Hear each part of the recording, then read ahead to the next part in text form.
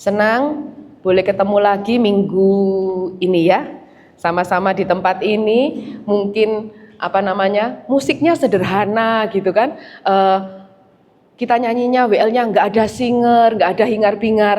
Tapi saya benar-benar merasakan ketika kita memuji Tuhan, itu kasih Tuhan itu mengalir bagi setiap hidup kita. Amin. Ya. Melanjutkan seri khotbah yang Pastor Gayus sudah sampaikan di minggu kemarin, yaitu Mazmur 88 tentang ratapan, di mana Mazmur ini adalah Mazmur yang jujur. Kayaknya di seluruh Mazmur ini nggak ada jawaban ya, sampai nanti mungkin minggu ketiga sepertinya nggak ada jawaban gitu. Tapi kita diajarkan, kenapa? Untuk kita boleh jujur di hadapan Tuhan. Sebelum kita masuk di dalam poin ini, mungkin saya ingin bertanya ya, ada nggak di antara kita yang pernah ngalamin keadaan yang kayaknya gini, kita mau melakukan sesuatu itu kayaknya bisa, tapi kita itu sudah nggak bisa dalam keadaan yang benar-benar itu kayak istilahnya itu gini. Kalau dulu film yang lama sekali itu ada judulnya gini, maju kena, mundur kena. Nggak bisa apa-apa, saudara. Nah, mungkin gambarannya kayak orang yang ada di ICU gini ya, yang kayaknya hidupnya sudah pakai mesin gitu. Saudara pernah pikir nggak, kalau misalnya hari ini ya, mumpung hari Minggu ini ya Pastor ya, kita merenung ya. Pernah enggak kita merenung kalau keadaan kita baik? Pernah enggak kita merenung kalau satu kali seandainya kita mengalami yang seperti ini? Ketika kita enggak bisa apa-apa lagi. Tidak hanya kesepian, tapi sepertinya kayak sudah enggak ada yang enggak ada yang bisa ikut ngerasakan gitu loh saudara. Kayak Ayub gitu. Nah, kita lihat. Ayub ini kondisinya sudah jatuh, istilahnya itu tertimpa tangga pula gitu ya. Habis semua. Apakah kita pernah ada di titik Ayub atau kita ada di titik orang yang hidupnya bergantung pada mesin? Coba kita mau memikirkan ya. Saya itu pernah 2021. Saya pernah ada di HDU itu selama 2 hari, tepat setelah saya operasi panjang 8 jam. Mungkin di antara kita sudah kenal ya, tapi nggak tahu sebenarnya yang saya alami ini apa gitu ya. 2021 kemarin saya itu ada kanker tulang di sini, di bahu saya ini. Dan harus dipotong 10 cm. Sehingga tangan saya ini nggak bisa diangkat, saudara. Saya itu bayangkan waktu saya di HDU ya, penuh kabel, saudara bayangin, di mana tangan saya ini nggak bisa goyang. Habis dioperasi, kena obat bius, itu sakit kan saudara. Minta tolong sama perawat ya, saya tanya, ini sakit, dikasih begini, kayaknya ini nggak enak gitu. Tapi saya nggak bisa berbuat sendiri itu juga nggak bisa gitu loh. Maksudnya terbatas gitu. Minta ini, dia itu nggak ngerti juga. Apalagi dia itu kalau misalnya saya ngomong bahasa Indonesia, dia ngomongnya bahasa Melayu. Orang saya ini di KL gitu saudara. Dia itu tanya gini sama saya, selesai tak? Selesai. Aduh, dalam hati saya, apa sih selesai itu gitu ya. Saya nggak ngerti. Ternyata dia itu tanya nyaman atau enggak. Saya itu nggak bisa jelasin. Apalagi sudah kena bius gitu. 2 hari banyak kabel terus pakai kateter, nggak bisa apa-apa, mau ganti nggak bisa, mau apa nggak bisa. Saya itu waktu baca sharingnya Pastor Gayus yang minggu kemarin, saya pikir kayaknya saya itu berdoa juga, saya itu pengennya kalau berdoa maunya itu cepet lepas dari ini Tuhan, nggak enak di HDU itu ya. Terus kemudian waktu saya keluar dari HDU, saya melewati ICU, saya melihat pemandangan yang seperti ini. Saya bisa merasakan bagaimana orang yang ada di posisi ketika dia sudah tidak bisa melakukan apa-apa lagi. Dan itulah yang terjadi di dalam Mazmur 88. Saya nggak tahu apakah pemazmur ini dia sedang mengalami kesakitan ataukah dia mengalami sebuah kondisi yang membawa dia itu kepada satu depresi yang mendalam sehingga dia mengalami kerapuhan jiwa. Dan mari kita sama-sama baca teks kita pagi hari ini di dalam Mazmur 88 ayatnya yang ke-9b sampai yang ke-13. Kayaknya kita bacanya mulai aku tertahan ya. Ini tertulis semua kemarin Pastor Gayus sampai di telah kau jauhkan yang 9a. Kita baca yang 9b, saya baca 9b, nanti Bapak Ibu sama-sama baca yang ke-10, kita baca sampai yang ke-13 ya. Saya baca yang ke-9b ya. Aku tertahan dan tidak dapat keluar. 10. Mataku merana karena sengsara, aku telah berseru kepadamu ya Tuhan. Sepanjang hari telah memberikan tangan kepadamu. Apakah kau lakukan keajaiban bagi orang-orang mati? Masakan arwah bangkit untuk bersyukur kepadamu. Selah. 12. Dapatlah hatiku itu tahan di dalam kubur dan kesetiaanmu di dalam kehancuran. Sama-sama kita katakan di ayat 13, 1, 2, 3. Diketahui orangkah keajaiban-keajaibanmu dalam kegelapan dan keadilanmu di negeri segala lupa. Kita mau melihat di ayat 88, pasal 88 ayatnya yang ke-9b sampai yang ke-10. Di mana dikatakan bahwa aku tertahan dan tidak dapat keluar. Mataku merana karena sengsara. Aku telah berseru kepadamu ya Tuhan sepanjang hari, telah mengulurkan tangan kepadamu. Terjemahan lain mengatakan aku tuh sudah merentangkan tangan kepadamu Tuhan. Artinya apa? Aku ini sudah berserah. Sepanjang hari aku berseru. Bahkan dikatakan mataku merana, ini menunjukkan mungkin dia sudah menangis. Kalau istilahnya orang ngomong itu menangis itu sampai habis air mata ya. Dia katakan tapi aku tertahan. Aku nggak dapat keluar. Itu kondisi seseorang yang kayaknya mau maju kena mundur, kena buah si malakama gitu ya. Nggak bisa apa-apa lagi. Tetapi pemazmur di dalam keadaan ini yang kita lihat, dalam keadaan terjepit dan kesepian yang mendalam, pemazmur itu tetap menyerukan jeritan hatinya kepada Tuhan meskipun yang dirasakan itu hanyalah sebuah keheningan. Apa yang kita pahami ketika pemazmur di dalam keadaannya ini, dia tetap bisa berseru, dia meratap, dia menjerit, tetapi dia menjerit dan meratap itu kepada Tuhan. Apa yang kita dengar dari dunia biasanya? Kalau kita ngalami sesuatu, terus kemudian doa kita itu nggak dijawab, terus kita sharing sama teman, terus teman kita ngomong apa? Kamu kalau doa itu harus pakai prinsipnya itu push, ya, pray until something happen. Doa mati-matian, hari ini nggak dijawab, besok doa lagi, doa 2 kali kurang, 3 kali. Kalau doa atau nggak cukup, tambah puasa, ya, nggak cukup doa puasa, doa pengurapan, gitu mungkin ya. Nah, saya nggak tahu, apakah berdoa ini salah? Tidak ada yang salah dengan berdoa.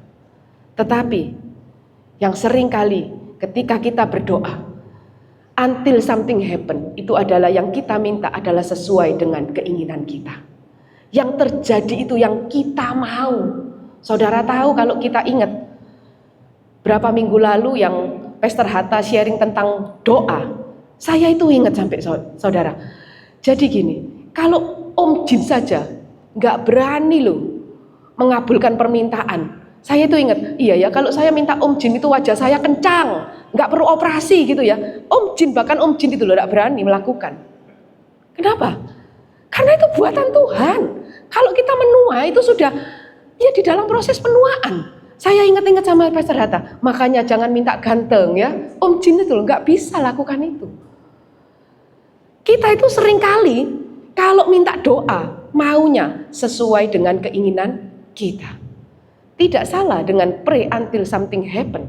Tapi apa yang terjadi yang seharusnya ketika kita berdoa sampai sesuatu terjadi, yaitu sampai kita tahu apa yang Tuhan mau katakan kepada setiap kita lewat penderitaan yang kita alami. Lewat keletihan jiwa kita, lewat jiwa kita yang lelah, kita mendengar Tuhan itu mau bicara apa sama kita. Bukan tentang apa yang kita mau. Kalau yang kita mau itu banyak. Atau kita dengar yang lain lagi. Perbesar kapasitas imanmu, ya. Perbesar kapasitas imanmu. Mungkin imanmu kurang besar. Percayamu itu kurang besar. Percaya kepada apa, saudara? Percaya apa yang kita inginkan, atau kita percaya kepada Tuhan itu sendiri? Ada satu quote yang berkata, ketika saya membaca ini ya, saya kembali merenung. Yang dikatakan itu, percayalah bahwa diamnya Tuhan bukan berarti Tuhan itu tidak ada. Bukan tentang dijawab atau tidak doa kita yang membuktikan Tuhan itu ada atau tidak, tetapi dijawabnya doa kita atau tidak, Tuhan tetap ada. Dia tetaplah Tuhan. Tidak berubah keberadaannya, tidak berubah ketuhanannya. Tidak diukur dengan apakah kita menerima jawaban doa. Tidak diukur apakah Tuhan mengabulkan doa kita. Tetapi Dia adalah Tuhan. Kita diajar bahwa kita tahu pribadinya itu adalah pribadi Tuhan yang berkuasa dan berdaulat atas hidup kita.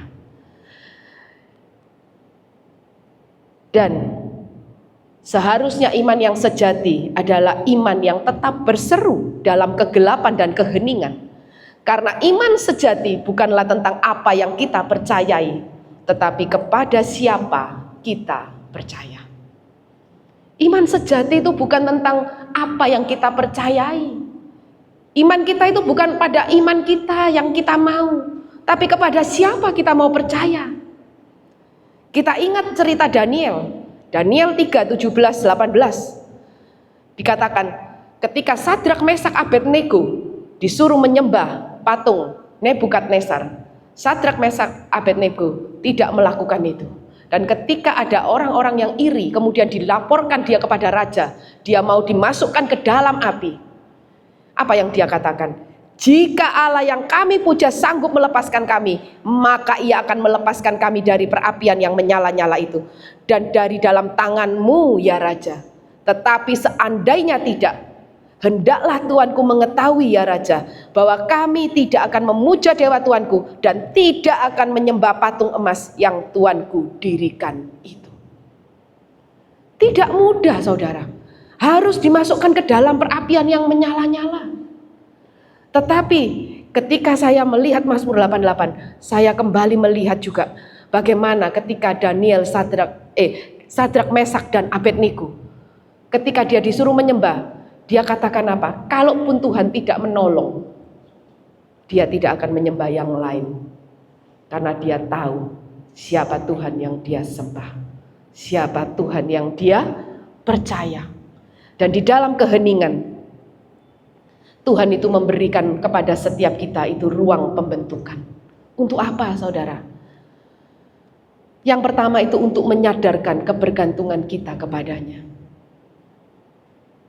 Waktu doa kita tidak dijawab, waktu seakan Tuhan itu hening, belum ada tanda-tanda jawaban doa. Seharusnya kita itu disadarkan bahwa ternyata hidup kita ini cuma bergantung kepadanya. Waktu di ruang HDU, saya menyadari ternyata apa yang saya bisa, pada akhirnya hidup saya itu juga bergantung pada Tuhan saja. Saya nggak bisa melakukan apa-apa. Kalaupun saya punya suami yang mencintai saya, ketika saya di HDU, dia juga nggak bisa apa-apa, saudara. Siapa yang kita andalkan? Ketika kita berada di keheningan itu, kita disadarkan bahwa hidup kita ini cuma bergantung kepada Tuhan. Ketika tidak ada yang menolong lagi, kembali kita diingatkan, bukan dengan kekuatan kita, tetapi tentang kebergantungan kita kepadanya. Dan yang kedua, di dalam ruang pembentukan itu, sebetulnya Tuhan itu sedang melatih kita untuk kita datang kepadanya itu dengan apa? Kejujuran, mengakui kelemahan kita dan kebutuhan kita itu akan Tuhan. Kita mau ngomong, Tuhan, aku memang gak sanggup, Tuhan. Aku memang lemah. Seringkali kita itu karena kita pakai iman kita ya, dikatakan perbesar imanmu gitu ya. Oh, kita kalau ditanya orang, gimana? Gak apa-apa, aku percaya. Kita itu malu mengakui kelemahan kita, itu malu, saudara. Malu, bener.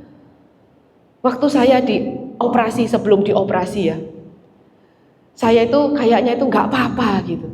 Tapi dalam hati saya menangis. Terutama ketika saya mau menghadapi operasi yang ketiga. Dan waktu itu dokter katakan begini, Linda Kam, dia ngomong. Dia menunjukkan satu gambar dan dia bilang gini, kalau seandainya, dia bilang gini, tanganmu itu kan cuma tak lekatkan di bahu sini ya, di skaptula, di tulang skaptula, dia bilang. Kalau misalnya, dia bilang gitu, otot-ototnya itu sudah nggak kuat menampung, karena tipis di skaptula ini saudara. Dia bilang gini, kamu harus siap kehilangan tanganmu. Satu tanganmu dia katakan harus hilang. Bagaimana? Apa yang menjadi ekspektasimu, dia katakan. Saudara bisa bayangin, kira-kira saya jawab apa sama dokter itu? Apa yang saya ekspektasikan? Masa ya dokter ini nggak tahu yang saya ekspektasikan gitu kan? Ya yang saya ekspektasikan ya saya nggak mau kehilangan tangan saya lah saudara. Tapi bagaimana ketika saya ditanya ekspektasi? Saya cuma tahu, saya bilang gini waktu itu. Kayak Tuhan itu kasih kekuatan. Saya bilang gini, saya tahu Tuhan itu pasti memberikan yang terbaik bagi saya. Tapi kan baiknya Tuhan itu bukan apa yang saya mau ya saudara. Di kamar saya itu mikir gini, waktu pertama kali dioperasi, yang saya pikirkan itu apa saudara? Saya itu enggak pikir tangan saya itu kok nggak bisa apa. Yang tak pikirkan gini, kalau gambar alis itu loh nanti saya ya apa, coba saudara. Gimana ya, tak ukur gini ya, kok nggak nyampe ya. Yang tak pikir itu loh gambar alis, coba saudara. Gak masuk akal gitu loh. Terus saya pikir lagi di kamar, ya apa ya kalau nggak punya tangan, ini tangan kanan loh saudara, bukan tangan kiri loh. Saya nggak bisa kidal, tangan kanan gitu. Tapi di tengah-tengah keheningan itu, ketika saya tidak dapat menemukan jawaban Tuhan, apakah saya akan tetap punya tangan atau tidak? Di sana, di titik itu, saya cuma bisa berserah kepada Tuhan. Dan di titik itu, saya percaya Tuhan itu sedang melatih saya ketika saya merenungkan kebenaran firman ini. Ternyata Tuhan itu sedang melatih saya untuk datang kepadanya dengan kejujuran. Saya katakan, Tuhan kayaknya aku gak sanggup kalau gak punya tangan. Tapi kalau itu menurut Tuhan itu yang terbaik, saya juga gak bisa apa-apa. Di sana saya itu diingatkan Tuhan untuk tahu bahwa hidup saya ini sebenarnya hanya ada di dalam kedaulatannya saja, di dalam kehendaknya, bukan apa yang saya mau. Ya. Dan Mazmur 88 tidak hanya mengajarkan kita bagaimana jiwa yang lelah, tetapi Mazmur ini juga menceritakan tentang pergumulan hati, yaitu antara keyakinan dengan kenyataan. Dikatakan di ayatnya yang ke-11 sampai ke-13, apakah kau lakukan keajaiban bagi orang-orang mati? Masakan arwah bangkit untuk bersyukur kepadamu? Selah. Dia merenungkan kembali, dia katakan lagi, dapatkah kasihmu diberitakan di dalam kubur dan kesetiaanmu di tempat kebinasaan? Diketahui orangkah keajaiban-keajaibanmu dalam kegelapan dan keadilanmu di negeri segala lupa? Saya waktu baca ini ya saudara, ketahuan kalau saya itu nggak pernah baca ini dengan menyeluruh. Kok ada negeri segala lupa itu apa tuh? Ternyata itu negeri-negeri tempat orang yang dilupakan. Ada terjemahan yang mengatakan yaitu tempatnya orang-orang yang mati saudara. Adakah orang mati yang diingat saudara? Nggak ada. Kita itu biasanya ingat sama orang yang ada di sekitar kita waktu kita biasanya yang bisa menyenangkan kita gitu yang kita ingat, yang bisa membantu kita itu yang kita ingat ya. Itu negeri segala lupa itu orang-orang yang sudah dilupakan. Bisa dikatakan itu sama dengan dia itu sudah ada di dalam kematian yang kita itu nggak bisa ingat. Nah, tetapi kita perlu lihat di dalam pergumulan hati itu kepada siapa sih sebenarnya Mazmur ini berseru? Dia itu berseru kepada Tuhan. Ya Tuhan Allah yang menyelamatkan aku. Di ayat 2 dituliskan, siang hari aku berseru-seru, malam hari aku menghadap Engkau. Sepanjang hari itu, artinya Kalau siang hari dia berseru-seru, malam hari dia masih datang lagi. Sepanjang hari dia cuma berseru kepada Tuhan. Pemazmur itu meyakini apa keyakinannya? Bahwa Tuhan itu adalah Allah yang menyelamatkan. Di tengah-tengah kelelahan jiwanya, di tengah-tengah penderitaannya, dia masih bisa berseru, Tuhan adalah Allah yang menyelamatkan dia. Tetapi kenyataan yang dihadapi pemazmur apa, saudara? Kenyataannya hidupnya itu sedang di dalam kegelapan, seakan di ujung maut. Kenalan-kenalannya dijauhkan, sepi, dia mengalami kesepian. Kesepian itu bukan juga tentang kita sendirian di ruangan ini kita sepi, enggak. Kesepian itu bicara tentang hati yang kesepian, hati yang tidak punya hubungan. Kita itu merasa kesepian, ya. Sepanjang hari dia katakan, aku berseru namun tidak ada jawaban. Ini kenyataannya. Sepanjang hari dia berseru, tidak ada jawaban Tuhan. Seringkali ketika kita ada di dalam pergumulan kita dihadapkan dengan ini, bukan? Ada keyakinan bahwa Tuhan itu Tuhan yang menolong. Di satu sisi, kenyataannya kita harus melewati itu. Kita ada di kondisi bahwa kita sedang tidak baik-baik saja. Saya sadar itu, saudara. Waktu saya berkata, Tuhan, aku percaya, aku bersyukur. Tapi dalam hati, saudara, saya tanya, tapi kenapa Tuhan aku kok mengalami ini? Ada, di sana itu ada jarak, saudara, antara keyakinan dan kenyataan yang kita hadapi. Ini loh, pergumulan kita itu di sini. Gampang ngomong percaya, tapi bagaimana ketika kita ada di tempat itu? Gak gampang, saudara. Gak gampang, sekali lagi. Bukan hal yang mudah. Tetapi kalau kita gak sadar ya, ketika pemazmur ini berseru, mungkin kita bisa menyadari bahwa kekuatan dari Tuhan yang memberikan iman kepada pemazmur untuk tetap berharap pada keajaiban, kasih dan kesetiaan Tuhan itu sekalipun dalam kematian. Dalam seruannya, dia berteriak apa? Dia itu berteriak mohon apa? Keajaiban, kasih dan kesetiaan Tuhan. Kalau itu bukan Tuhan, mungkin dia sudah gak punya kekuatan. Sedemikian ketika saya merenungkan ini, saya bersyukur kalau ketika di dalam kesesakan yang sedang saya alami, kalau saya masih bisa berseru kepada Tuhan, kalau saya masih bisa berharap kepada Tuhan, berharap akan keajaibannya, berharap akan kasih dan kesetiaan Tuhan, itu pun bukan kekuatan saya. Itu adalah kekuatan yang Tuhan beri. Itu adalah iman yang sudah Tuhan nyatakan di dalam hati setiap kita. Karena iman sejati itu memberikan keberanian untuk tetap percaya sekalipun tidak ada dasar untuk berharap. Ketika tidak ada lagi yang kita mungkin dapat kita andalkan atau enggak ada harapan lagi, iman sejati itu mengajarkan untuk kita boleh tetap berani percaya. Kalaupun itu seandainya sepertinya tidak ada harapan bagi setiap kita. Seorang teolog, Oswald Chambers, di dalam salah satu bukunya dia menuliskan seperti ini di dalam salah satu bukunya. Saya terjemahkan aja ya Bapak Ibu supaya cepat. Kau berkata, tapi dia itu tidak menjawab. Mungkin kita berkata, tapi Tuhan tidak menjawab doaku. Dia menuliskan gini, sebenarnya dia itu sudah menjawab. Dia itu begitu dekat denganmu sehingga keheningannya itu adalah jawaban. Keheningannya sangat dalam dan bermakna luar biasa yang belum engkau pahami. Tetapi engkau akan mengerti, sebentar lagi engkau akan mengerti. Nanti engkau akan mengerti. Tanpa kita sadari, sebenarnya keheningan Tuhan itu adalah jawaban bagi setiap kita. Tetapi tidak mudah bagi kita untuk mengerti hal ini. Karena apa?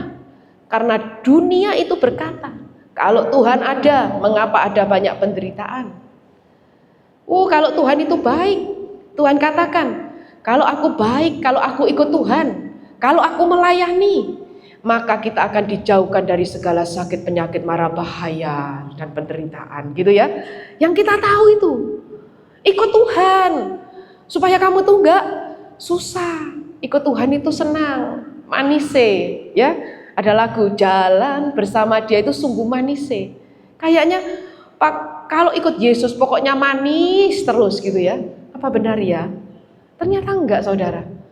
Saya temukan ketika saya mengikut Tuhan, ketika saya melayani, ternyata saya masih harus mengalami tulang bahu saya itu dipotong.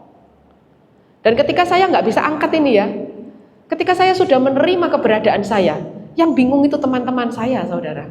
Dia bilang gini, percaya Lin, percaya. Latihan, tidak ada yang mustahil bagi Tuhan. Pasti nanti kamu tuh disembuhkan Tuhan, pulihkan, bisa angkat lagi.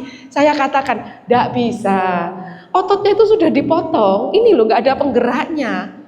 Tapi teman saya itu ngotot, nggak ada yang mustahil loh bagi Tuhan. Saya percaya, tidak ada yang mustahil bagi Tuhan. Tetapi apakah kalau tidak ada mustahil bagi Tuhan, itu artinya saya harus menerima keajaiban. Kalau tangan saya yang secara medis ini sudah patah ini, otot besarnya, itu tiba-tiba bisa ngangkat itu. Enggak kan? Tidak ada yang mustahil bagi Tuhan. Saya tahu bahwa sekalipun tangan saya tidak bisa diangkat, Tuhan tetap bisa menyatakan kemuliaannya melalui hidup saya. Seringkali kita pikir, kalau keadaanku nggak baik, kita nggak bisa menyaksikan kemuliaan Tuhan toh. Bagaimana kamu bersaksi kalau kamu nggak disembuhkan? Tetapi Tuhan nggak. Bahkan dalam kelemahan, Tuhan bisa pakai seseorang. Berbeda dengan apa yang dunia katakan. Dan di manakah keajaiban Tuhan? Ini kan yang dunia seringkali katakan. Di mana kasih dan kesetiaan Tuhan? Katanya Tuhanmu itu setia. Tapi kok hidupmu susah? Dunia itu senang dengan yang dikatakan sukses-sukses, berhasil-berhasil. Tetapi padahal Tuhan juga katakan, hati-hati loh. Kalaupun orang itu banyak hartanya, hidupnya itu tidak bergantung pada kekayaannya. Sekalipun dia banyak harta. C.S. Lewis menuliskan begini, Tuhan itu berbisik kepada kita saat kita senang, berbicara melalui hati nurani. Tetapi berteriak saat kita kesakitan. Rasa sakit itu adalah megafonnya Tuhan untuk membangunkan dunia yang tuli. Mungkin kita juga kadang-kadang tidak paham akan kehadiran Tuhan ketika kita dalam keadaan kita itu baik-baik saja. Ada yang tulisannya gini, pray for Indonesia ketika Indonesia mengalami kelimpahan. Pray for Surabaya ketika Surabaya dalam keadaan aman. Enggak. Seruan-seruan doa itu muncul justru ketika di tengah penderitaan. Kalau kita pesta, kalau kita keadaannya senang, hidup kita, pernah kita ingat, ayo doa sungguh-sungguh ya, ayo kamu doa sungguh-sungguh ya, gitu. Gak ada loh saudara. Tapi kalau kita dalam penderitaan, ketika kita dalam kesusahan, di sana kita itu mencari Tuhan. Kalau kita senang, kita itu lupa, saudara. Ada teman saya bilang gini, telepon, C, apa? Aku rugi, C, gitu ya. Dia bilang gitu. Terus saya bilang gini, kamu itu kalau rugi laporan, kalau untung itu loh kamu kok nggak pernah laporan. Ayo C, aku untung, tak ajak makan, gitu. Nggak ada loh saudara. Ya, coba kita ingat lagi. Ada yang gitu di sekitar kita? Kalau rugi itu sambatan. Terus saya bilang, ya gitu loh kita itu sama Tuhan. Kalau senang, coba saudara dapat berkat gitu. Pernah bilang gini, Tuhan, aku dapat berkat loh Tuhan, kok bisa sih gitu. Enggak ya. Tapi kalau kita enggak, susah. Tuhan, aku ini sudah doa loh Tuhan, siang malam doa. Kenapa kau enggak jawab aku Tuhan gitu. Kita datang sama Tuhan itu kalau kondisi kita itu lagi susah, saudara. Jarang, makanya Tuhan pakai penderitaan itu sebagai apa? Sebagai megafonnya untuk membangunkan kita, untuk mengingatkan kita, supaya kita ini enggak Lupa, ya. Yang kita lupa itu apa sih saudara? Sebenarnya kadang-kadang kalau keadaan kita nyaman, aman, kita itu sering apa? Kita itu hening loh akan panggilan Tuhan. Kalau kita dipanggil Tuhan dalam keadaan kita nyaman, kita itu diem, tidak bereaksi saudara. Lewat keheningan Tuhan kita itu disadarkan bahwa kita itu hanyalah manusia yang terbatas. Dan untuk melepaskan diri dari kegelapan yang terdalam hidup kita yaitu kematian, kita itu memerlukan keajaiban kasih dan kesetiaan Tuhan. Kita nggak mampu keluar dari sana tanpa Tuhan. Kita itu sering berteriak sama Tuhan, tapi kalau Tuhan panggil kita dalam keadaan kita yang nyaman, kita itu sering diam. Sama saudara, sama kok ya. Kita itu seringnya diam kalau dalam kondisinya nyaman. Tapi kita bersyukur hari ini. Ketika kita lelah, mungkin hari ini kita datang dengan kelelahan jiwa kita datang dengan segala kelemahan kita, penderitaan kita mungkin. Kita tahu bahwa salib itu adalah bukti dari keajaiban, kasih dan kesetiaan Tuhan. Sebab apa? Sebab Allah yang mulia itu sudah memberi dirinya sendiri melalui Kristus untuk merasakan keheningan, kegelapan dan kesepian yang mendalam. Seperti yang dinubuatkan di dalam Yesaya. Dikatakan, dia dianiaya, tapi dia tidak membiarkan dirinya. Dia membiarkan diri ditindas, tidak membuka mulutnya seperti anak domba yang dibawa ke pembantaian, seperti induk domba yang keluh di depan orang-orang yang menggunting bulunya. Ia tidak membuka mulutnya. Di dalam penderitaan, dia memberi diri ditindas. Siapa? Yesus. Bahkan ketika dia harus menghadapi salib, di Matius 26, ayatnya yang ketiga 9, 42, 44, 46 dikatakan, 3 kali dia berseru. Dia sujud berdoa, ya Bapakku, sekiranya mungkin biarlah cawan ini lalu daripadaku. Tetapi janganlah seperti yang ku kehendaki, melainkan seperti yang engkau kehendaki. Dia tidak berteriak supaya Bapa membebaskan dia. Tetapi dia tetap berada di dalam keheningannya. 3 kali dia berdoa. Itu menyatakan apa? Menyatakan di dalam diri kita itu juga seperti itu. Tuhan, kalau bisa ini aku lepaskan. Tetapi yang kita belajar dari Yesus, untuk kita belajar apa yang Tuhan mau, bukan yang kita mau. Dan salib adalah bukti dari keajaiban kasih dan kesetiaan Tuhan. Karena Kristus Yesus yang tidak berdosa itu mengalami keterpisahan dengan Allah. Sering kita dengar di salib dia berteriak, Allahku, Allahku, mengapa engkau meninggalkan aku? Agar kita yang terpisah dengan Allah karena dosa-dosa kita tidak akan pernah lagi terpisah lagi dari Allah. Sepertinya kalau kita dengar itu tuh biasa saudara. Tapi maukah kita kembali merenungkan kata-kata ini? Yesus itu tidak layak ditinggal. Yesus itu tidak layak dibiarkan saudara. Kenapa? Karena dia tidak berdosa. Sedangkan kita memang layak terpisah dari Tuhan. Kita layak terpisah. Karena apa? Karena memang kita ini manusia berdosa. Upah dosa itu maut. Keterpisahan dari Allah. Tetapi di dalam keheningan, di dalam tidak ada jawaban, dia tetap taat pada Bapanya. Bahkan ketika kita masih ada di dalam dosa-dosa kita, Kristus sudah mati untuk kita.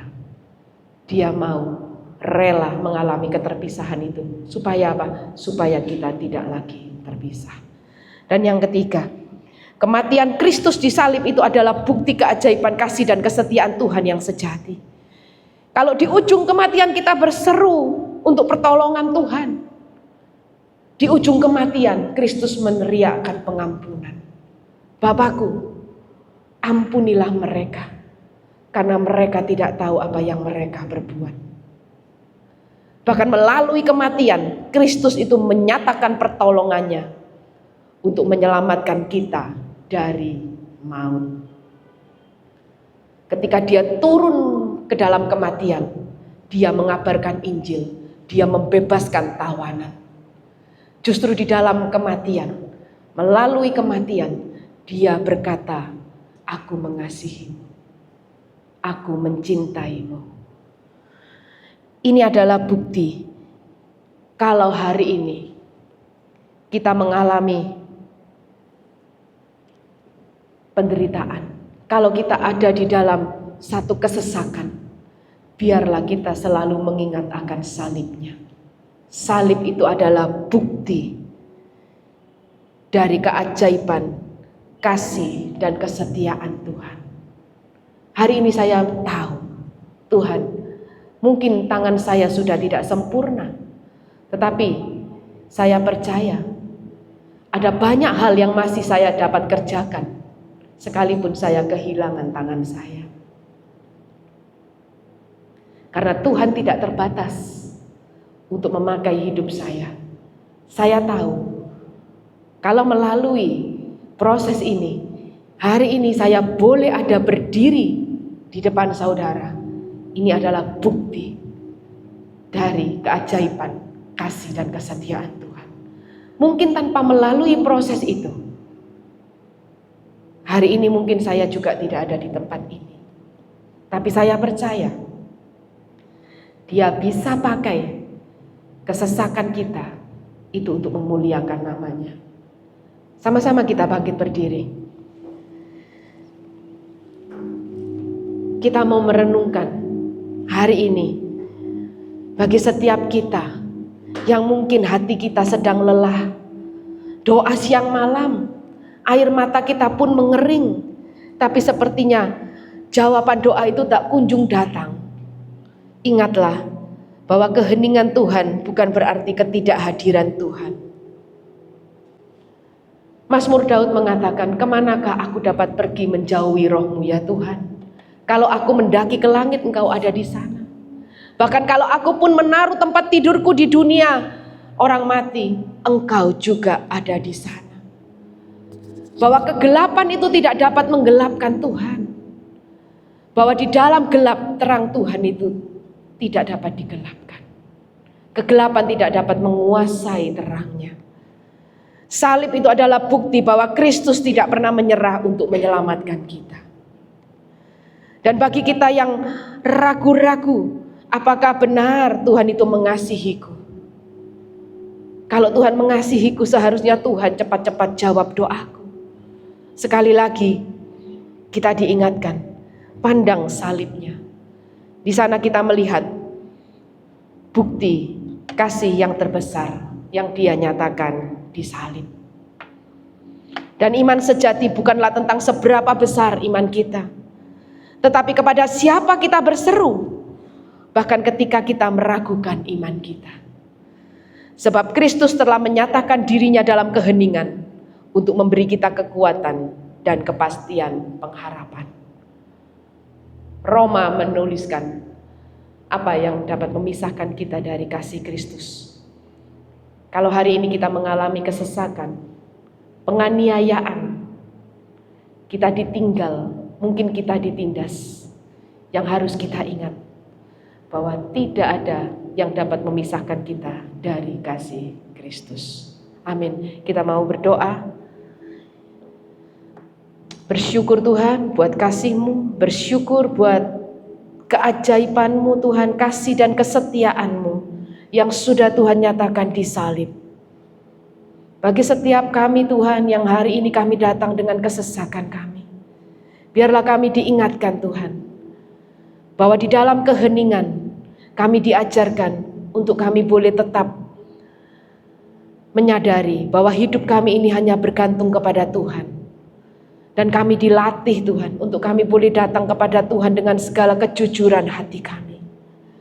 Ingatkan kami Tuhan, kalau seringkali kami hening di dalam panggilan-Mu, tetapi di dalam keheningan Engkau justru menyelamatkan kami. Engkau berteriak pengampunan bagi kami. Di dalam keheningan Tuhan, Engkau memberi diri-Mu mati disalib bagi kami, agar kami yang mati seharusnya, kami binasa, tetapi justru kami diberikan hidup yang kekal. Terpujilah nama-Mu Bapa, terpujilah nama-Mu Yesus. Ingatkan kami terus akan kasih-Mu. Ingatkan kami terus akan pengorbanan. Di dalam nama Tuhan Yesus Kristus kami bersyukur. Amin.